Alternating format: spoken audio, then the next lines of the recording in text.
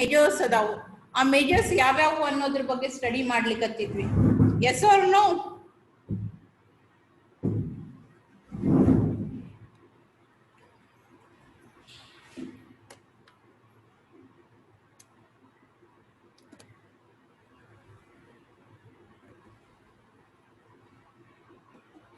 Okay, so the first preventive measure is input validation. Whenever you are going to provide the input, for that input you need to go for the validation. For example, strings na allow ಮಾಡ್ತಿರೋ ಅಥವಾ numbers na allow ಮಾಡ್ತಿರೋ, numbers na allow ಮಾಡ್ತಿದ್ರಿ ಅಂತಂದ್ರೆ specific digits ಎಷ್ಟು digits ಏನು ಅನ್ನೋದ್ರ ಬಗ್ಗೆ ಏನ್ ಮಾಡಬೇಕು, ಕೇರ್ಫುಲ್ ಆಗಿ ಇರಬೇಕು. That is, replace all single quotes to two single quotes. Single quotes ಅಲೋವ್ ಇಟ್ಟಿದ್ರಿ ಇನ್ಪುಟ್ ನಾಗ ಸ್ಟ್ರಿಂಗಿಗೆ ಕ್ಯಾರೆಕ್ಟರ್ಗೆ ಅಂತಂದ್ರ ಆ ಸಿಂಗಲ್ ಕೋಟಿಗೆ ರಿಪ್ಲೇಸ್ಮೆಂಟ್ ಅಂತ ಹೇಳಿ ಡಬಲ್ ಕೋಟ್ಸ್ ನ ಯೂಸ್ ಮಾಡ್ರಿ. And then sanitize the input. That means whenever input is being provided, ಯಾವಾಗ ಯೂಸರ್ ಇನ್ಪುಟ್ ನ ಕೊಡ್ತಿರ್ತಾನ ಅವಾಗ ಅದನ್ನ ಕ್ಲೀನ್ ಅಂಡ್ ಕ್ಲಿಯರ್ ಆದಂತ ಇನ್ಪುಟ್ಸ್ ನ ಯೂಸ್ ಮಾಡ್ಕೋರಿ. ಫಾರ್ ಎಕ್ಸಾಂಪಲ್ ಕ್ಯಾರೆಕ್ಟರ್ ಸೀಕ್ವೆನ್ಸಸ್ ಅಂದ್ರೆ ಕೋಲನ್ನು, ಸೆಮಿಕೋಲನ್ನು, ಇಲ್ಲ ಅಂತಂದ್ರ ಅಂಡರ್ಸ್ಕೋರು, ಈ ರೀತಿಯಾದಂತವನ್ನ ಏನದಲ್ಲ ಕುಡ್ ಪಾಸಿಬಲಿ ಯೂಸ್ಡ್ ಮೆಲಿಷಿಯಸ್ಲಿ, ಈ ರೀತಿಯಾದಂತ ಅವತನ್ನ ನಾವೇನ್ ಮಾಡ್ಬೇಕು, ಆದಷ್ಟು ಅವಾಯ್ಡ್ ಮಾಡ್ಲಿಕ್ಕೆ ಟ್ರೈ ಮಾಡ್ಬೇಕು. And numeric value should be check. Numeric values ನ ಚೆಕ್ ಮಾಡ್ರಿ. ಕಂಪಲ್ಸರಿ ಡಿಜಿಟ್ ದ ಸ್ಪೆಸಿಫಿಕೇಶನ್ ಕೊಡ್ರಿ. As I said an example, mobile number ಅಂತ ಕೊಟ್ಟಾಗ ಇಷ್ಟೇ digits and it should begin with a 0. So ಈ ರೀತಿಯಾದಂತ ವ್ಯಾಲಿಡೇಷನ್ಸ್ ಅನ್ನ ಕಂಪಲ್ಸರಿ ಪ್ರೊವೈಡ್ ಮಾಡ್ರಿ. ಅದರಿಂದ ಏನಿರ್ತೈತಿ, ಯಾರು ಬೇಕಾದವರು ತಮ್ಗೆ ಯಾವ ರೀತಿ ಬೇಕೋ ಆ ರೀತಿ ಇನ್ಪುಟ್ಸ್ ನ ಪ್ರೊವೈಡ್ ಮಾಡ್ಲಿಕ್ಕೆ ಬರಂಗಿಲ್ಲ. ಮಾಡಿಫೈ ಮಾಡೋ ಆಪ್ಷನ್ಸ್ ಒಂದಿಷ್ಟು ಕಡಿಮೆ ಆಗ್ತಾವು. And then keep all text boxes and form fields as short as possible to limit the length of user input. Form ಒಳಗ ಆದಷ್ಟು ಸಿಂಗಲ್ ಲೈನ್ ಟೆಕ್ಸ್ಟ್ ಅನ್ನ ಇಡ್ರಿ, ಮಲ್ಟಿ ಲೈನ್ ಇಡ್ಬೇಡ್ರಿ. ಲೆಂತ್ ಅನ್ನ ಏನ್ ಮಾಡ್ರಿ, ಆದಷ್ಟು ಕಡಿಮೆ ಮಾಡ್ರಿ. Whenever you are going to provide the text boxes, text box ಕೊಟ್ಟಾಗ ಆ ಟೆಕ್ಸ್ಟ್ ಬಾಕ್ಸ್ ಲೆಂತ್ ಅನ್ನ ಮಿನಿಮೈಸ್ ಮಾಡಿ ಇಡ್ರಿ. And by doing that, you are also going to decrease the possibility of more modifications. ಸಣ್ಣ data ಅದ ಅಂತಂದಾಗ ಅಲ್ಲಿ specification ಕೊಟ್ಟಿರ್ತಾರ ಅವರು, ನೀವು ಎಷ್ಟೇ ಎಂಟರ್ ಮಾಡಿದ್ರು ಇಷ್ಟೇ, ಅದಕ್ಕಿಂತ ಜಾಸ್ತಿ ಕೊಟ್ರೆ. ಈಗ ಸಿಂಗಲ್ ಲೈನ್ ಇನ್ಪುಟ್ ಇತ್ತು ಅಂದ್ರೆ ಟೆಕ್ಸ್ಟ್ ಬಾಕ್ಸ್, ನೀವು ಒಂದೇ ಲೈನ್ ಎಂಟರ್ ಮಾಡ್ಬೇಕು, ಒಂದಕ್ಕಿಂತ ಜಾಸ್ತಿ ಲೈನ್ಸ್ ಅನ್ನ ಎಂಟರ್ ಮಾಡ್ಲಿಕ್ಕೆ ಬರಂಗಿಲ್ಲ. ಸೊ ಆ ರೀತಿಯಾದಂತ ರಿಸ್ಟ್ರಿಕ್ಷನ್ಸ್ ಅನ್ನ ಪ್ರೊವೈಡ್ ಮಾಡ್ರಿ. Second one, modify error reports. Error reports ಅಕಸ್ಮಾತ್ ಆಗಿ ಏನಾದ್ರೂ ಎರರ್ಸ್ ಬರ್ತಿದ್ದು ಕ್ವೆರಿ ಒಳಗ ಅಂತಂದ್ರೆ ಆ ಎರರ್ಸ್ ಎಲ್ಲಾ ಯೂಸರ್ಸಿಗೂ ಅಥವಾ ಯೂಸರ್ಸಿಗೆ ಹಿಂಗ ಪಬ್ಲಿಕ್ ಅಲ್ಲಿ ಡಿಸ್ಪ್ಲೇ ಮಾಡಬೇಡ್ರಿ. Instead of that redirect them to a specific file. ಎಲ್ಲ ಒಂದ್ ಕಡೆ ಫೈಲಿಗೆ ಎಲ್ಲಾದ್ರೂ ಒಂದು ಸಿಸ್ಟಮ್ ಇದ್ರೊಳಗ ಬೇರೆ ಕಡೆ ಸ್ಟೋರ್ ಆಗುವಂಗ ಮಾಡ್ರಿ. Errors should be directed. Okay, ಬಂತು ತಪ್ಪು ಅಂದ್ರೆ ಇಲ್ಲೇ ಡಿಸ್ಪ್ಲೇ ಮಾಡಬೇಡ, ಕ್ವೆರಿಯಲ್ಲಿ ಎಕ್ಸಿಕ್ಯೂಟ್ ಮಾಡಿರ್ತಾರೆ ಅಲ್ಲಿಗೆ. Instead of that give that result in some page, ಬೇರೆ ಪೇಜ್ ಒಳಗ, ಬೇರೆ ಫೈಲ್ ಒಳಗ. ಅಂದ್ರೆ ಅದು ಎಲ್ಲಿ ರೀಡೈರೆಕ್ಟ್ ಮಾಡೇವಿ ಅನ್ನೋದು ಯಾರು ಇದನ್ನ ಡೆವಲಪ್ ಮಾಡಿರ್ತಾರಲ್ಲ, ವೆಬ್ ಪೇಜಸ್ ಅಥವಾ ವೆಬ್ಸೈಟ್, ಅವ್ರಿಗೆ ಗೊತ್ತಿರ್ತೈತಿ. So they will go and check over there. ನೀವು ಕಾಮನ್ ಆಗಿ ಅದೇ ಸೇಮ್ ಪೇಜ್ ಒಳಗ ಎರರ್ಸ್ ಅನ್ನ ಡಿಸ್ಪ್ಲೇ ಮಾಡಿದ್ರಿ ಅಂತಂದ್ರೆ ಅವ್ರು ಚೆಕ್ ಮಾಡ್ಕೋಬಹುದು. ಎರರ್ ಮೆಸೇಜಸ್ ಬರ್ತಾವೆ, ಯಾವ ರೀತಿಯಾದಂತ ಇನ್ಪುಟ್ಸ್ ತಗೊಂಡ್ವಿ ಅಂದ್ರೆ ಎರರ್ ಬರ್ತೈತಿ, ಅಂದ್ರೆ ಅದನ್ನ ಬಿಟ್ಟು ಬೇರೆ ರೀತಿಯಾದಂತ ವ್ಯಾಲ್ಯೂಸ್ ಥ್ರೂ modifications ಅನ್ನ ಟ್ರೈ ಮಾಡ್ತಾರೆ. ಅದರ ಸಲುವಾಗಿ error reports should be handled very carefully. And then other preventions, ಅದನ್ನ ಬಿಟ್ಟು ಬೇರೆ ಪ್ರಿವೆನ್ಷನ್ಸ್ ಏನು, the default system accounts for SQL Server 2000 should never be used. Default system account ಯಾವಾಗಲೂ SQL ಸರ್ವರಿಗೆ whenever you install SQL server ಅದು ಏನ್ ಮಾಡ್ತೈತಿ, accounts creation ಕೇಳ್ತೈತಿ. ನೀವು default account ನ ಇಡಬೇಡ್ರಿ, ಯಾಕಂದ್ರೆ ಅದ್ರ ಪಾಸ್ವರ್ಡ್ ಯೂಸರ್ ನೇಮ್ ಏನದಾವಲ್ಲ ಫಿಕ್ಸ್ಡ್ ಅದಾವ. ಸೊ ಚೇಂಜ್ ದೋಸ್ ಅಕೌಂಟ್ಸ್. ಡಿಫಾಲ್ಟ್ ಇಡೋ ಬದಲಿಗೆ ನಿಮ್ದೇ ಆದಂತ ಹೊಸ ಅಕೌಂಟ್ ನ ಕ್ರಿಯೇಟ್ ಮಾಡಿ ಅದ್ರ through data base creation, accessing, modifications ಅನ್ನ ಮಾಡ್ಕೊಡಿ. And then isolate database server and web servers. Both should reside on different machines. Web server ಮತ್ತೆ ಡೇಟಾಬೇಸ್ ಸರ್ವರ್ ಅನ್ನ ಒಂದೇ ಲೊಕೇಶನ್ ಒಳಗ ಇಡ್ಬಾಡ್ರಿ. They should be differentiated. ಎರಡನ್ನು ಬೇರೆ ಬೇರೆ ಆಗಿಡ್ರಿ. ಎರಡು ಒಂದೇ ಕಡೆ ಇದು ಎರಡಕ್ಕೂ ಆಕ್ಸೆಸಿಂಗ್ ಸಿಕ್ಕ್ರ ಇಟ್ ಈಸ್ ವೆರಿ ಡಿಫಿಕಲ್ಟ್. ಆ ರೀತಿ ಆದಂಥ ಕರಪ್ಷನ್ಸ್ ಅನ್ನ ರಿಕವರ್ ಮಾಡ್ಕೊಳ್ಳೋದು ಡಿಫಿಕಲ್ಟ್ ಆಗ್ತೈತಿ. So keep them away. Database ಸರ್ವರ್ನ ಬೇರೆ ಇಡ್ರಿ, ಆಮೇಲೆ ವೆಬ್ ಸರ್ವರ್ನ ಬೇರೆ ಬೇರೆಯಾಗಿ ಐಸೋಲೇಟೆಡ್ ಆಗಿ ಸಿಂಗಲ್ ಆಗಿ ಮೇಂಟೈನ್ ಮಾಡ್ರಿ. Then most often attacks may make use of several extended stored procedures, right? So other salvagi SQL injection in such case extended stored procedures are not used for or have unused triggers. Stored procedure user defined functions, stored procedures, so default stored procedures, so ಅಥವಾ functional routines ಅನ್ನ ಏನು use ಮಾಡ್ತೇವಲ್ಲ ಅದು usage ಅನ್ನ ಕಡಿಮೆ ಮಾಡ್ರಿ. User defined ಅನ್ನ use ಮಾಡ್ರಿ, ಫಿಕ್ಸ್ಡ್ ಇರುವಂತಹ ಫಂಕ್ಷನ್ಸ್ ಅನ್ನ ಯೂಸ್ ಮಾಡ್ರಿ. Instead of that user defined functions ಅನ್ನ ಆದಷ್ಟು ಯೂಸ್ ಮಾಡ್ರಿ. ಅಂತಂದ್ರೆ ಅದು ಯಾವ ರೀತಿ ಅದ ಅನ್ನೋದು ನಾವು ತಿಳ್ಕೊಂಡು ಇದನ್ನ ಮಾಡ್ಕೋಬೇಕು, ಕ್ರ್ಯಾಕ್ ಮಾಡ್ಬೇಕು ಅಂದ್ರೆ it will take some amount of time. So by this you can avoid the SQL injection. SQL injection ಅನ್ನ ಈ ರೀತಿ ಮಾಡೋದ್ರಿಂದ ನಾವೇನ್ ಮಾಡ್ಬೋದು, ಅವಾಯ್ಡ್ ಮಾಡಬಹುದು. And next you have is buffer overflow.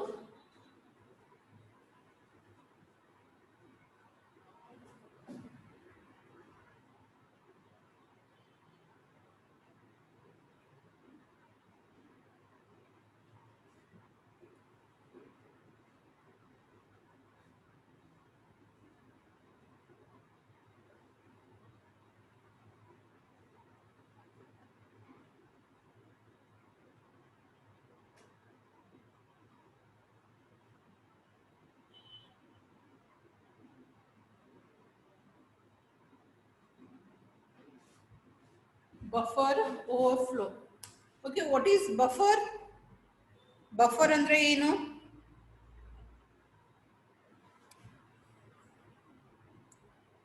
What do you mean by buffer?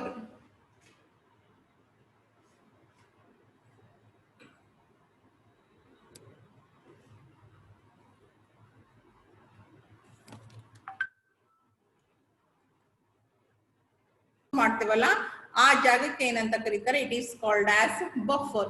Buffer overflow, you know overflow, ತುಂಬಿ ಜಾಸ್ತಿ ಆಗೋದಕ್ಕೆ ಓವರ್ಫ್ಲೋ ಅಂತ ಕರೀತಾರೆ.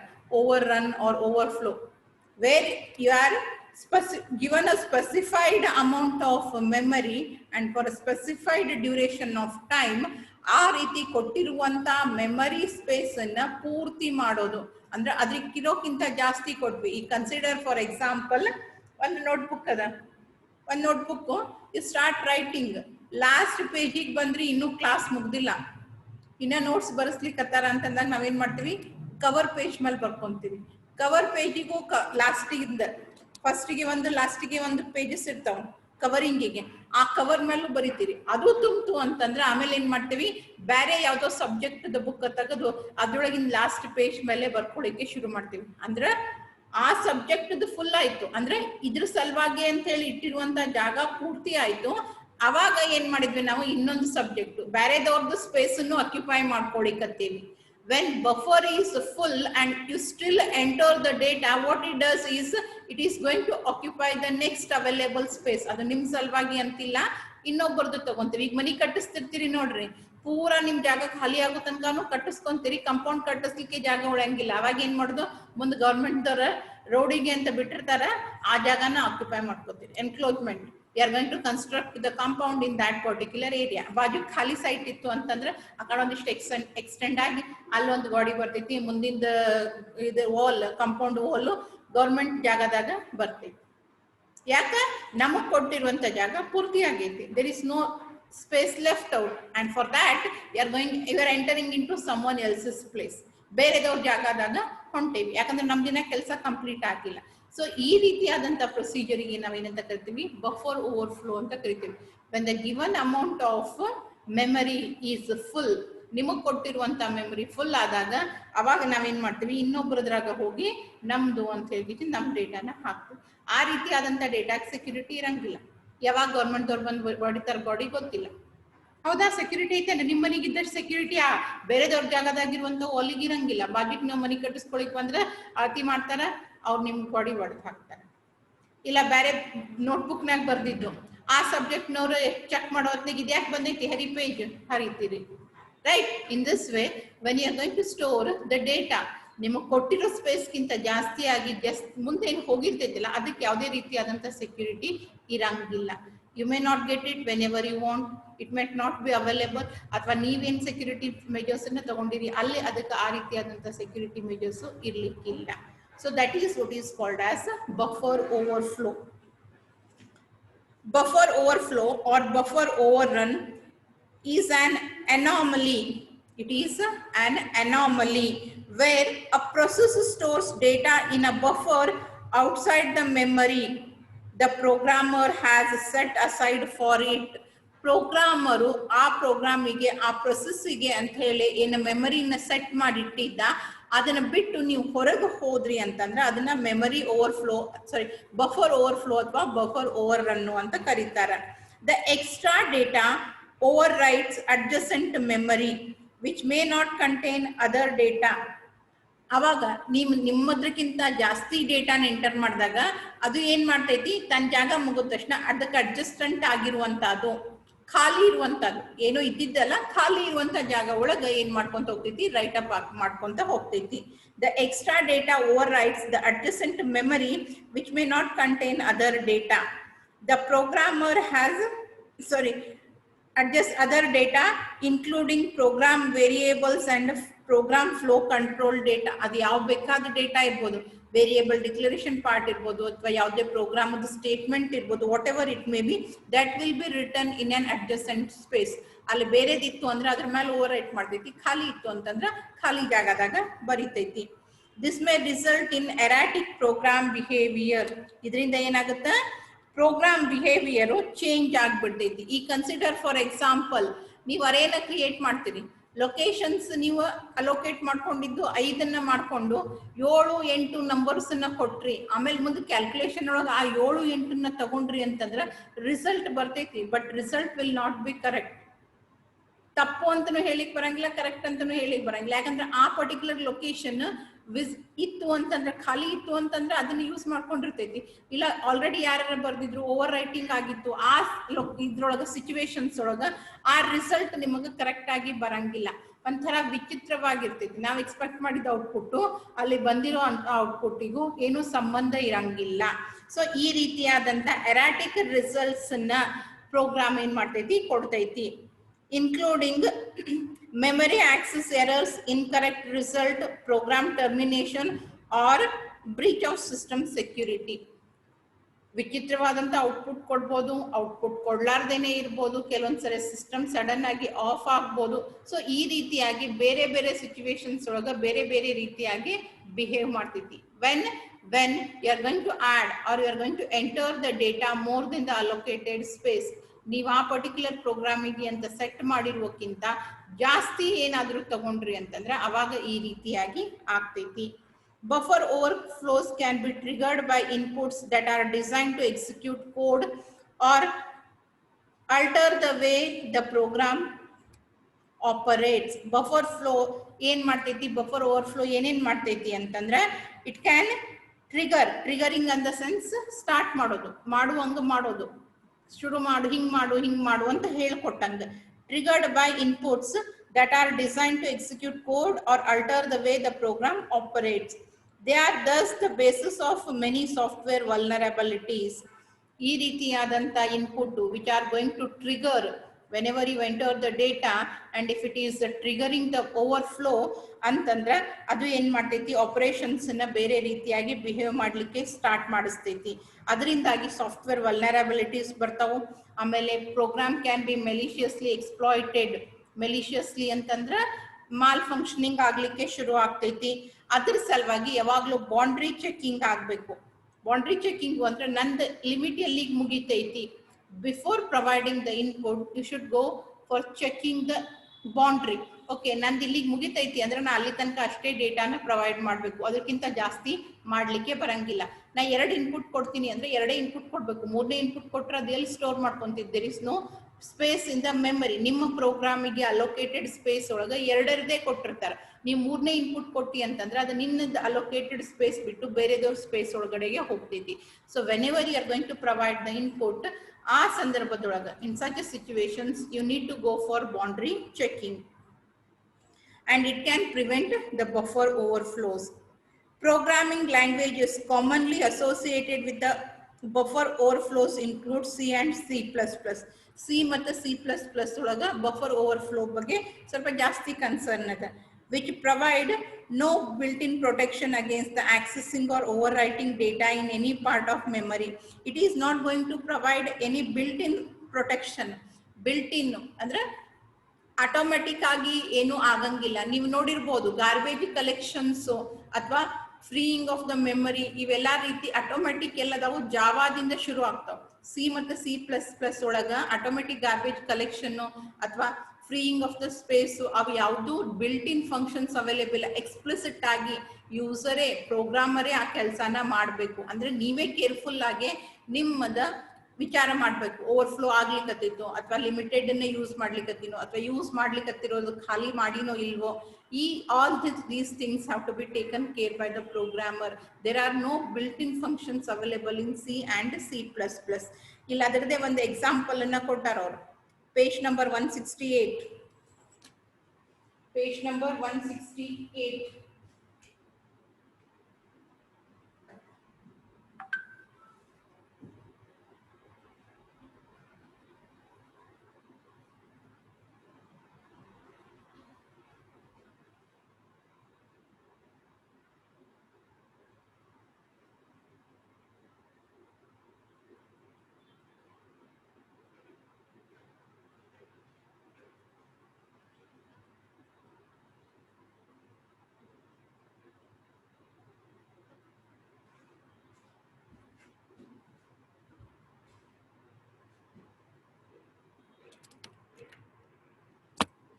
ಬೋರ್ಡ್ ಮೇಲೆ ಬರ್ದಿದ್ದು ಕಾಣಿಸ್ಲಿಕ್ಕತ್ತೈತೆ ಎಲ್ಲಾರ್ಗೂ?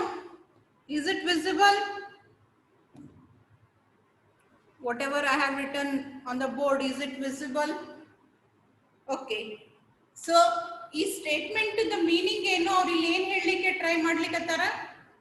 Analyze the code. Analyze the code. What these instructions mean? ಈ instruction ಅರ್ಥ ಏನು, ಏನ್ ಆಗ್ಲಿಕ್ಕತ್ತೈತಿ ಇಲ್ಲಿ?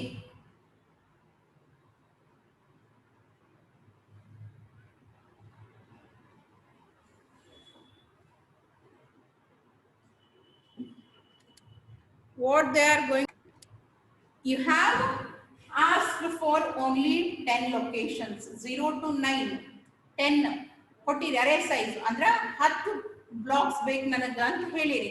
ಆದ್ರೆ ನೆಕ್ಸ್ಟ್ ಸ್ಟೇಟ್ಮೆಂಟ್ ನಾಗ ಏನ್ ಮಾಡ್ಲಿಕ್ಕತ್ತೀರಿ, 10 ಅನ್ನ ಸ್ಟೋರ್ ಮಾಡು ಎಲ್ಲಿ, 21ನೇ ಲೊಕೇಶನ್ ಒಳಗ.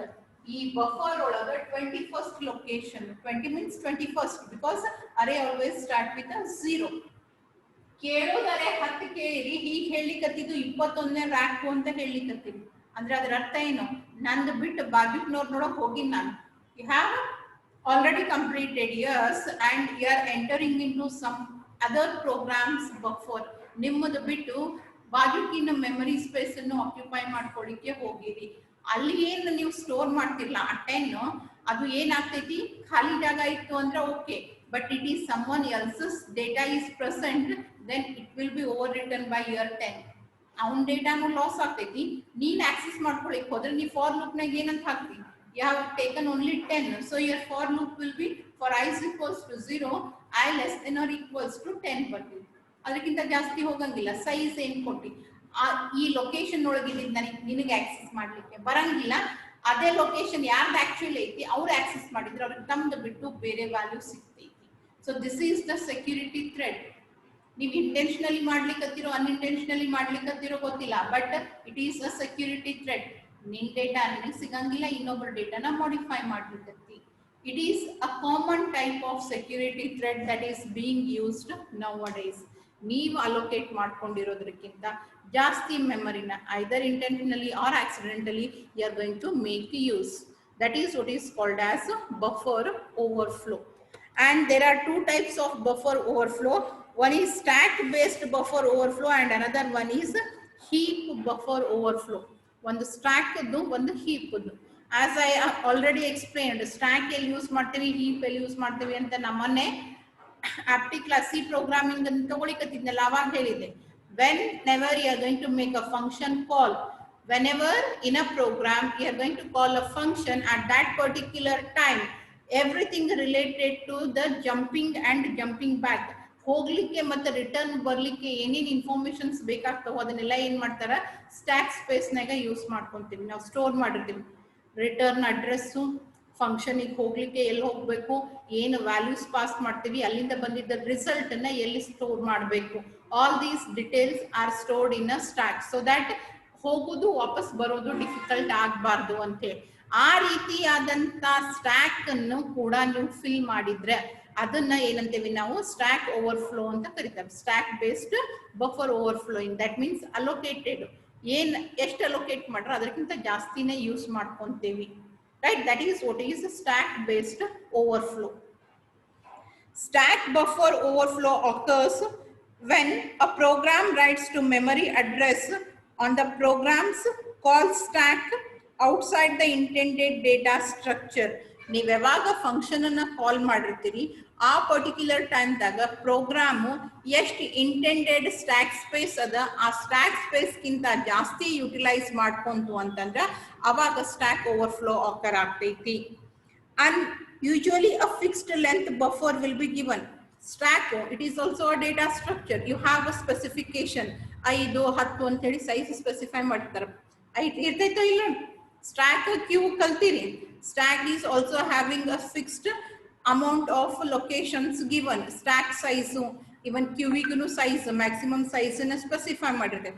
ಎಷ್ಟು ಕೊಟ್ಟಾರ ಅದಕ್ಕಿಂತ ಜಾಸ್ತಿನೇ ಫಂಕ್ಷನ್ ಕಾಲ್ ಟೈಮ್ದಾಗ ಅದಕ್ಕಿಂತ ಜಾಸ್ತಿ ಯುಟಿಲೈಸ್ ಮಾಡ್ಕೊಂಡ್ವಿ ಅಂದ್ರೆ it leads to stack overflow. Here are the characteristics of stack based programming. Stack based programming ಅಂದ್ರೆ ಸ್ಟ್ಯಾಕ್ ಯೂಸ್ ಮಾಡ್ತೀರಿ ನೀವು ಅಂತಂದ್ರೆ ಆ ಪ್ರೋಗ್ರಾಮ್ನಾಗ ಏನ್ ಇರ್ತೈತಿ, there you are going to have compulsory ಅಲ್ಲಿ ಫಂಕ್ಷನ್ ಇದ್ದೇ ಇರ್ತೈತಿ. ಸೊ ಅದು ಯಾವ ರೀತಿ ಆದಂತದ್ದು ಇರ್ತೈತಿ ಅನ್ನೋದ್ರ ಬಗ್ಗೆ ಒಂದಿಷ್ಟು ಡಿಸ್ಕ್ರಿಪ್ಷನ್ ಕೊಟ್ಟಾರ. Stack is memory space in which automatic variables and often function parameters, ಅದ್ರೊಳಗ ಆಟೋಮೆಟಿಕ್ ವೇರಿಯೇಬಲ್ಸ್ ಸ್ಟೋರ್ಡ್ ಇರ್ತಾವ. ಅವು ಎದಕ್ ರಿಲೇಟೆಡ್ ಇರ್ತಾವ?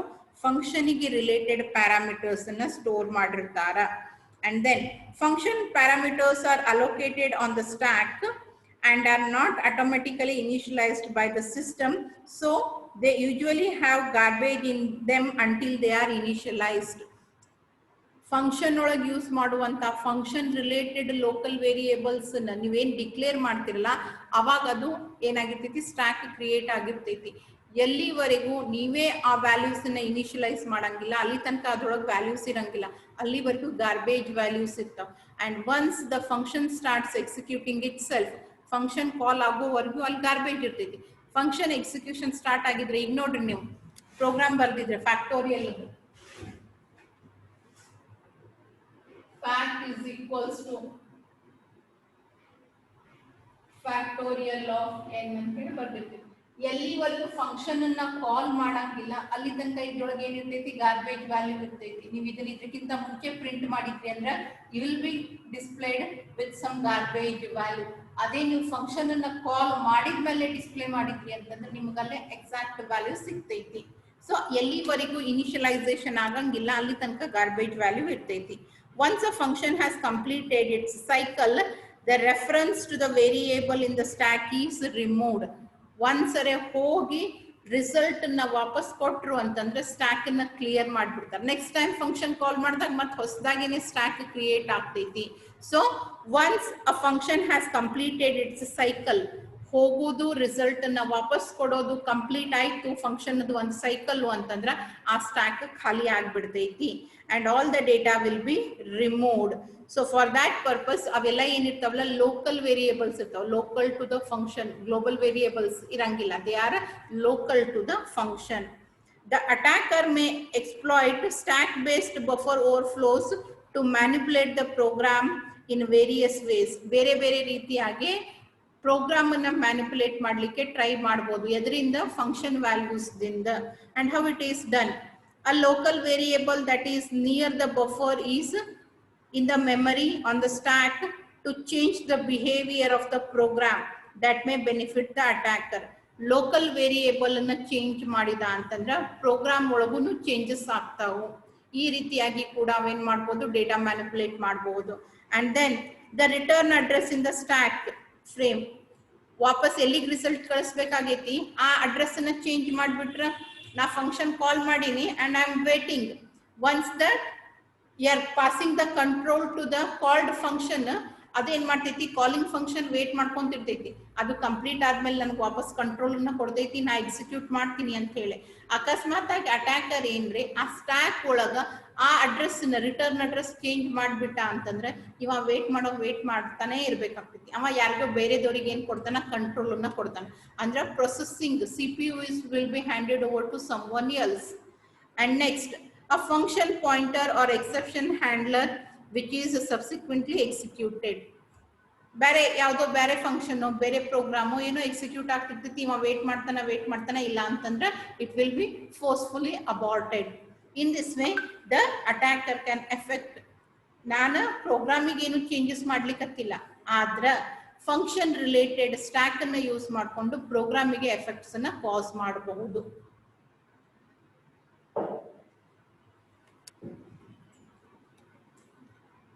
And other type of buffer overflow is heap buffer overflow. Heap dynamically allocated memory. ಅದು extra memory ಇರ್ತೈತಿ. Heap ಅಂತಂದ್ರೆ they come in a very large sizes, ದೊಡ್ಡ size ಒಳಗೆ ಬರ್ತಾವು and it will be allocated dynamically in the sense ನಿಮ್ಗೆ ಯಾವಾಗ ಬೇಕು ಎಷ್ಟು ಬೇಕು ಅಷ್ಟನ್ನ ತಗೊಂಡಿರ್ತೀವಿ, ಅಲ್ಲೂ ಕೂಡ ಓವರ್ಫ್ಲೋ ಆಗುವಂತ ಚಾನ್ಸಸ್ ಅದಾವು. Heap buffer overflow occurs in the heap data area and may be introduced accidentally by an application programmer, or it may result from deliberate exploit. Accidentally ಆದ್ರೂ ಆಗ್ಬೋದು ಅಥವಾ ಡೆಲಿಬರೇಟಲಿ ಆದ್ರೂ ಅಂದ್ರೆ intentionally ಆದ್ರೂ overflow ಆಗಬಹುದು and it is in the heap data. In either case, the overflow occurs when an application copies more data into the buffer than the buffer was designed to contain. ಬಫರಿಗೆ ಎಷ್ಟು size ಕೊಟ್ಟಾರ ಅದಕ್ಕಿಂತ ಜಾಸ್ತಿ ಡೇಟಾನ copy ಮಾಡ್ಕೊಂಡ್ವಿ ಅಂತಂದ್ರ heap ಒಳಗ ಅವಾಗ heap overflow ಆಕರ್ ಆಗ್ತೈತಿ. A routine is vulnerable to exploitation if it copies data to a buffer without first verifying that the source will fit into the destination. ನೀವು ಯಾವಾಗ್ಲೂ ಕಾಪಿ ಮಾಡ್ತಿರಲ್ಲ ಸೋರ್ಸ್ ಟು ಡೆಸ್ಟಿನೇಷನ್, ಎಲ್ಲಿಂದ ಎಲ್ಲಿಗೆ transfer ಮಾಡ್ತಿರ್ತೀರಿ check ಮಾಡ್ಬೇಕು. ಎಷ್ಟು ಡೇಟಾನ copy ಮಾಡ್ಲಿಕ್ಕತ್ತೀನಿ ಅಷ್ಟು ಡೇಟಾನ store ಮಾಡ್ಕೊಳ್ಳಿಕ್ಕೆ destination ಒಳಗ ಐತೋ ಇಲ್ಲೋ. ನೀವೀಗ ಪೆನ್ ಡ್ರೈವಿಗೆ ಟ್ರಾನ್ಸ್ಫರ್ ಮಾಡ್ತಿರ್ತೀರಿ ಸಿಸ್ಟಮ್ ಡೇಟಾನ, ಇಲ್ಲ ಒಂದು ಫೈಲಿಂದ ಇನ್ನೊಂದು ಫೈಲಿಗೆ ಟ್ರಾನ್ಸ್ಫರ್ ಮಾಡ್ತಿರ್ತೀರಿ, whether that much sufficient memory is available or no. Pen drive ಒಳಗೆ ಕಡಿಮೆ ಜಾಗ ಐತಿ, ನೀ ಜಾಸ್ತಿ ಡೇಟಾನ ಅಲ್ಲಿ ಟ್ರಾನ್ಸ್ಫರ್ ಮಾಡ್ತಿ ಅಂದ್ರೆ ಅದು ಏನಾಗುತ್ತೆ ಬಫರ್ ಓವರ್ಫ್ಲೋ ಆಗ್ತೈತಿ. ಸೊ ಡೆಸ್ಟಿನೇಷನ್ ಒಳಗೆ ಯಾವಾಗ್ಲೂ ಚೆಕ್ ಮಾಡ್ಬೇಕು ಕಾಪಿ ಟ್ರಾನ್ಸ್ಫರ್ ಮಾಡ್ಬೇಕಾದ್ರೆ whether the destination is having sufficient space or no ಅನ್ನೋದನ್ನ ಚೆಕ್ ಮಾಡಿ ಆಮೇಲೆ ಮಾಡಬೇಕು. Heap is a free store that is memory space. Now as I said, ಅದು ದೊಡ್ಡದು ಬಹಳ ಇರ್ತೈತಿ. ಹೀಪ್ ಅಂತಂದ್ರೆ ಡೈನಾಮಿಕಲಿ ಅಲೋಕೇಟ್ ಮಾಡ್ತೀವಿ and it will be the difference between heap and buffer will be small whereas heap will be very large in size, where dynamic objects are allocated. Dynamic objects ಅನ್ನ allocate ಮಾಡ್ಕೊಂತೀವಿ. The heap is memory space that is dynamically allocated with new malloc kelloc functions ಅನ್ನ use ಮಾಡ್ಕೊಂಡು allocate ಮಾಡ್ಕೊಂತೀವಿ. Dynamically created variables are created on the heap before execution. Program is initialized to zeros and are stored in the memory until the life cycle. Stack ಒಳಗ zero initialization ಆಗಂಗಿಲ್ಲ automatic ಆಗಿ, but ಇಲ್ಲೇ whenever dynamically you ask for a memory, the allocated memory will be initialized with 0. ಅಲ್ಲಿ zero initialization ಆಗಂಗಿಲ್ಲ, ಆದ್ರೆ ಇಲ್ಲಿ zero initialization ಆಗ್ತೈತಿ. And next you have is how you are going to minimize the buffer overflows. And after that wireless network ಶುರು ಆಗುತ್ತೆ. ನಾನು ಮೊನ್ನೆ ಹೇಳಿದ್ದೆ ವೈರ್ಲೆಸ್ ನೆಟ್ವರ್ಕ್ ಮೇಲೆ ಒಂದು ಸ್ವಲ್ಪ ನೋಟ್ಸ್ ನೋಡ್ಕೊಂಡು ಬರ್ರಿ ಅಂತ ಹೇಳಿ.